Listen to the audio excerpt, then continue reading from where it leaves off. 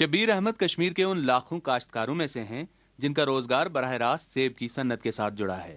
फसल काटने का तो मौसम है, लेकिन शब्बीर और इसके अहल खाना सैलाब से तबाहशुदा फसल और अपने उजड़े बाग पर पशेमान हैं।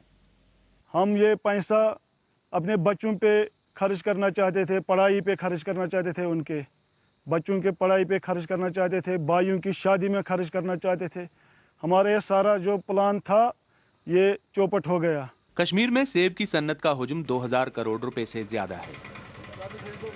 हुकूमत का कहना है कि इस सन्नत को सैलाब से 50% से जायद के नुकसान का सामना है। पूरे एशिया में मशहूर कश्मीरी सेब के इस दरख्त जैसे हजारों दरख्त आजकल कश्मीर में सैलाब की वजह से उजड़े पड़े हैं।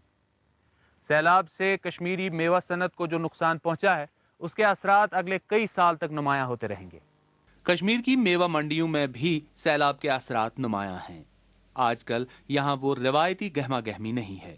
हमारी आबादी मुनहसर तकरीबन 60% इसी फ्रूट पर है। लास्ट ईयर हमने यही फ्रूट का बक्स 2500 रुपये में बेच दिया है और आज के डेट में हम यही फ्रूट का बक्स 70 रुपये में बेचते हैं।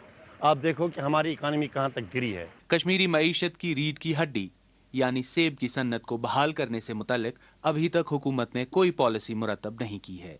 शब्बीर अहमद जैसे काश्तकार चंद हजार रुपए का मुआवजा नहीं बल्कि ठोस मुराद चाहते हैं।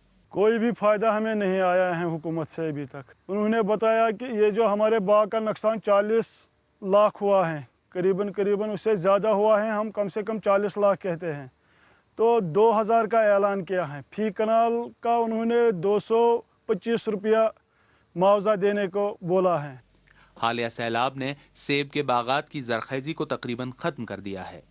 माहिरीन का कहना है कि कई साल की बारीक बीन देखभाल के बाद ही कश्मीर में सेब की काश्त पहले जैसे मेयार पर बहाल हो सकती है। रियाज मसरूर, BBC न्यूज़, श्रीनगर।